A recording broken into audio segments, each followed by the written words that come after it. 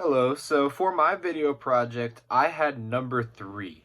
And number 3 states, for the function f of x equals the natural log of 4 minus x squared, completely and fully explain how you arrive the answers for the two parts below.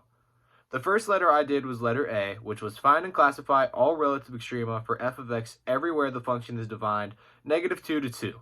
Remember that you need to consider when f of x equals 0 and where f of x does not exist. So the first thing that I did on this was find the derivative, and I used the chain rule. So first thing that I had to do was change that natural log to a 1 over the inside, which would be the z.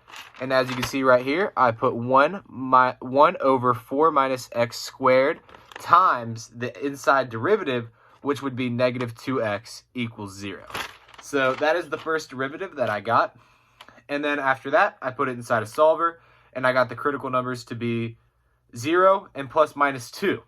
But after I plugged those in, I learned that plus and minus 2 is not a critical number because it is not inside the interval, making 0 the only critical number, because it only exists between -2 and 2 and not at -2 and 2. So the function does not exist there.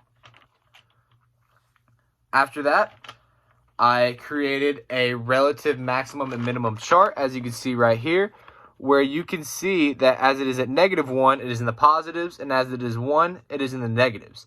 So that creates it going upwards and downwards, which then creates a relative maximum.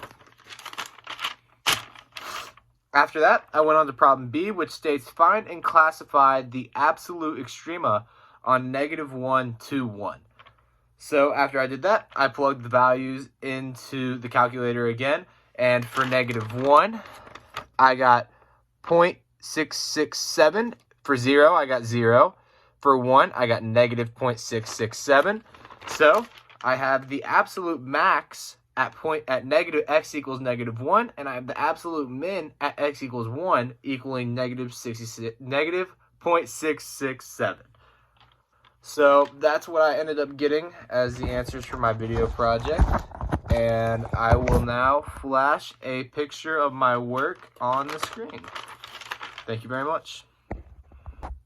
On my paper, I have shown what I have used to solve my problem. So right here, you can see little notes that I used in order to show you how I did this. You can also see that right here. And then right here, I also put that you can use the chain rule.